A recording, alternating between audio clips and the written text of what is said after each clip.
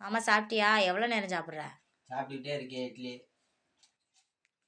உனக்கும் உங்கள் அம்மாவுக்கு எதில் ஒத்து போகுதோ என்னமோ திங்கிற விஷயத்தில் கரெக்டாக இருக்கீங்க.